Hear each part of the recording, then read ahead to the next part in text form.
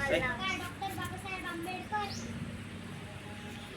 यांची जयंती साजरी करत आहोत. डॉक्टर बाबासाहेब आंबेडकर यांचे काही विचार मी तुम्हाला सांगणार आहे. दूध आहे